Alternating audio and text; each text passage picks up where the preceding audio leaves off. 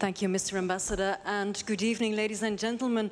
My name is Anne Peuteman, and I'm a journalist with the Belgian magazine Knak. And I still have 3 quotes left for Mr. Ambassador to comment on. But to start, something totally different. I would like to ask you, have you heard that this week the Dutch word, the new Dutch word of the year has been chosen? You know what it is? Frietjenes. I'm really impressed with your Dutch. Frietjenes. So, because apparently, I haven't met them yet, I don't know about you, but apparently we have a lot of Chinese people here even baking our French fries now. And that brings us to the first quote of the evening, which says, by 2025, there will be more English-speaking Chinese in the world than native English speakers. Now, that almost seems like a threat. So my question to you, do you think that's a problem, or is it more of an opportunity for the United States and for Europe? I come from a country where everybody is something and nobody knows what they are. There are, my mother was German, her father was Chinese, and his uncle was something, and it's the great melting pot. We have no idea who's what anymore and what they speak. We don't have as good frites as in Belgium, that I can tell you, but we have a wonderful, diverse group of people cooking it. I have seen the strength in diversity. And I believe you can always grow stronger by being more diverse as long as you respond right. So Chinese people cooking frites, they'll probably at some point be Thai egg rolls next to it and something else, but all that will mean is more choice. China as well, we sometimes use as a threat. I've been told so many times America is pivoting to Asia as if we're somehow getting divorced from Europe. What that means is we have realized that at a table for 2, the United States and Europe, we cannot address a single one of the world's problems. You can't address climate at that table if 87% of the additional carbon comes from the BRIC countries. You can't address sanctions on Iran at that table if countries outside that table don't agree. You can't address currency if countries outside that table. So it's a big family. The more you integrate in that family, bring everybody in. So we have pivoted with our closest allies to Asia because we've just expanded the table. And if they're expanding the table, hopefully they're making frites as well. Do you think Europe sees China, Asian world, too much as a threat today? I think they see what we see, which is it's a large changing world, and there's opportunity everywhere. The attraction in Flanders, I know, for Chinese investors is huge. If you go to Shanghai, there's the biggest European luxury goods stores I've ever seen. They're bigger than cities sometimes. It's one world. There's no us and them. It is a boat where we will rise together. And if European luxury goods stores do well in China, let's take the most interesting. What about a beer company run by a Latin American who lives in Connecticut and takes the train to Manhattan? His shareholders are largely Belgian. He sells a Belgian kind of pincher beer as a luxury beer called Stella in America. He sells an American pincher beer kind of named Budweiser as a luxury beer in China. And more Budweiser's drunk in China than it is in America. That's how the world should be. So it's an opportunity, I understand. Huge opportunity. Okay, let's go to the second quote of this evening.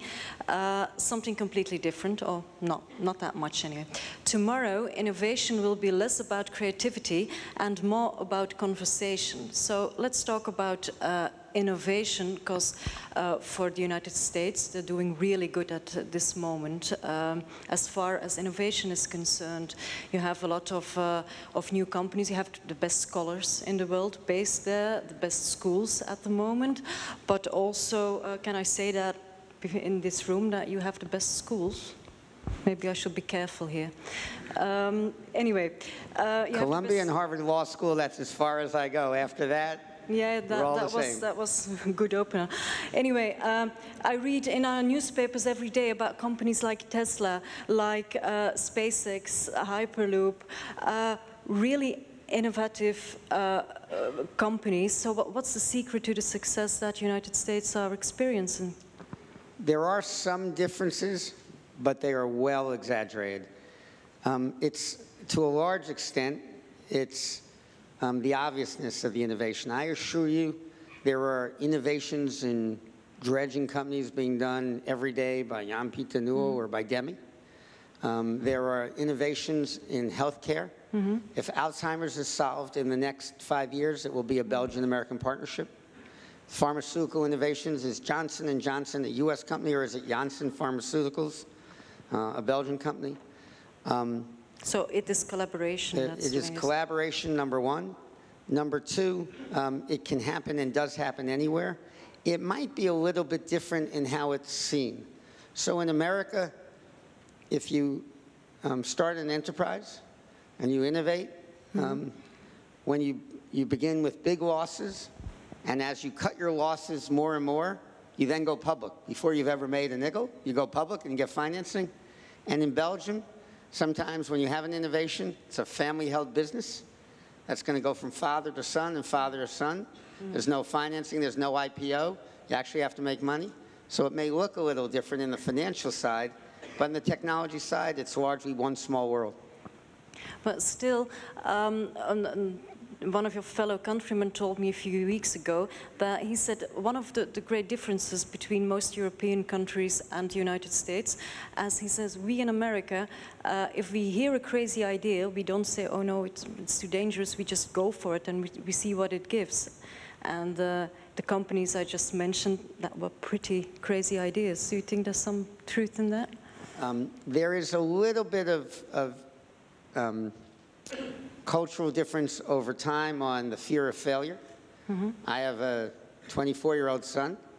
He's a venture capitalist running an accelerator. He doesn't make that much, but it sounds really good. It's cool. And actually, he's doing really well, and I'm absolutely proud of him. So he'll probably hit. He better, because that way he can support his father. But if he fails, that's not a failure. That is, he just hasn't succeeded yet. Maybe there's a little bit difference here in how used to we are there, but I think it's well overblown. You know, I met here, there are people same age as my son here who are ready to conquer the world as well. I see them every day in Belgium. Again, maybe they don't shout as loud. Maybe there's a little less focus. Sometimes another world attention. But there's quality innovation everywhere. The world is so small, it can't just happen in Silicon Valley. So the quote is right as far as you're concerned. It's often about conversation. But sure, there's a great deal of talent in the U.S. There's a great deal of talent in Belgium. There's a great deal of talent throughout the world. We need to work together, to collaborate, to get to that next step, because you can't just keep making cars at overcapacity and hope the factories can stay open. That won't work. You've got to downsize, reallocate resources, and correct. And that's true whether that was in Detroit, whether it's in Genk, whether it's in northern UK or Ireland. And we work together in that world all the time. In your experience, do you think our government has understood that? Oh, it's well understood here, and that's one of the things I'm most fascinated about. Government supports venture capital here, whereas 24-year-olds raise funds to do it back there. And so governments believe in it totally here, but both systems work.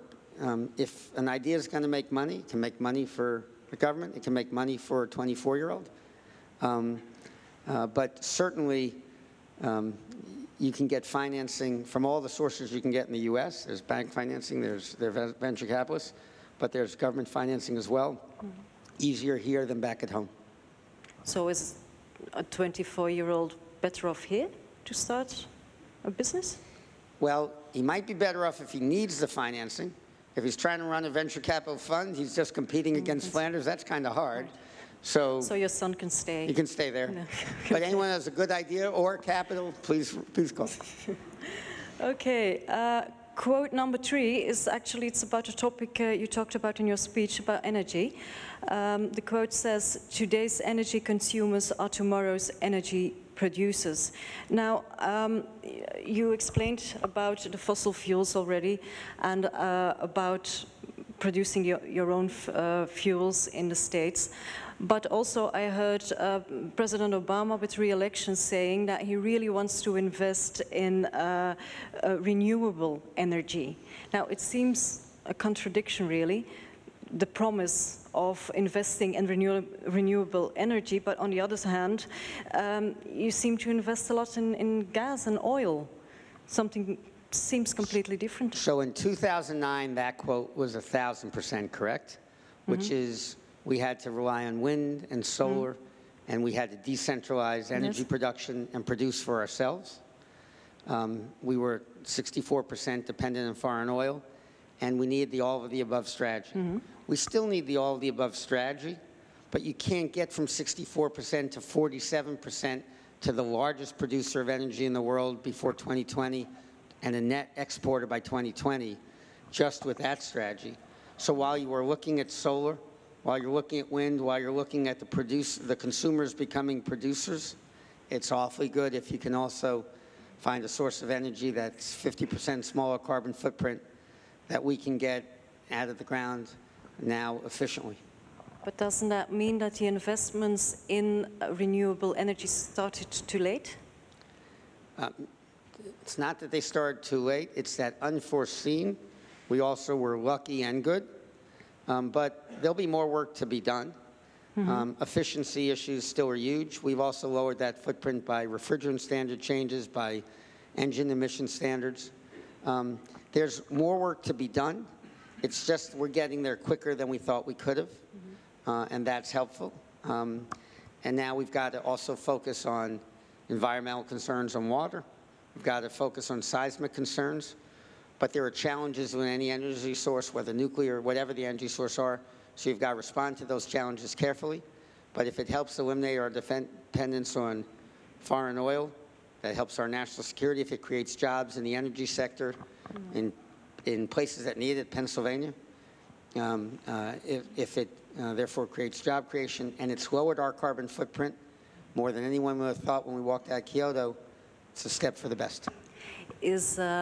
Is the public in the States convinced how important renewable energy is going to be?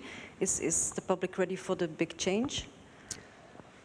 It's a gradual as opposed to a big change.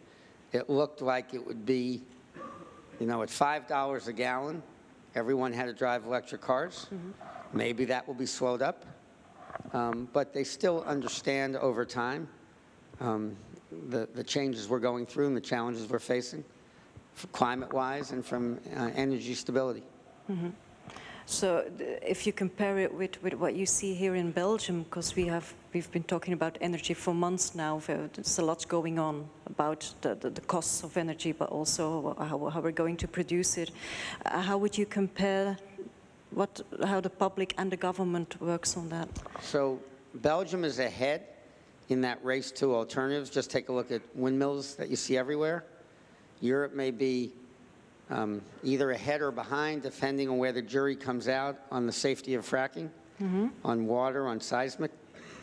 I tend to think those are problems, I'm not a scientist, but problems that are within our control. But Europe has a different judgment right now, and we'll see where that opinion moves over time. But you're hopeful that we'll get there.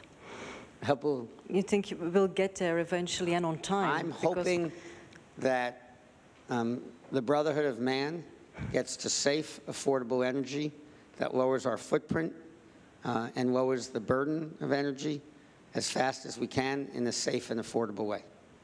Great words. Just one more question about this energy, because here we also, you know, we get the tidings that beware, because next winter the lights are going to go out. You have the same thing in the United States? In California, they used to have, if it got really hot, it would go down. I think some of that burns relieved. But are people afraid that's going to happen eventually? Well, afraid wasn't the right word. We weren't going around worried. But you know, I listen to Melchior Watley and believe things are under control here as well.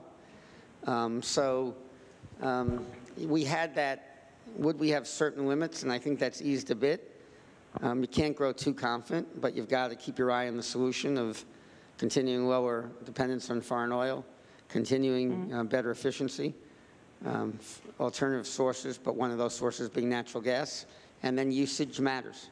Of course, usage matters. Okay, one last question. I can't leave it because you mentioned the Kyoto Protocol a few times, and of course, everyone who hears you talking about energy, about the future, about changes that have to be made, the only question they want to ask is, why didn't you sign, well, your country sign the protocol?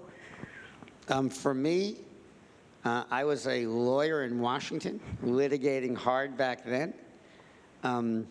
So the mistakes of the past is something I've dealt with for 3 years. That's that 865 time. But we have reduced our carbon footprint more than any Kyoto country. We did it with refrigerant standards, we did it with oil emission standards, we did it with resort to natural gas, and it's worked. And if you look at the last 3 or 4 rounds of energy talks, we've been as active and productive as any participant there. Fundamentally, there's a difficult issue. Europe and the United States look at other countries and say, you'll be producing 80% of the future carbon. You've got to participate. They look at us and say, we've gotten into this mess by you guys. We need time to catch up industrially.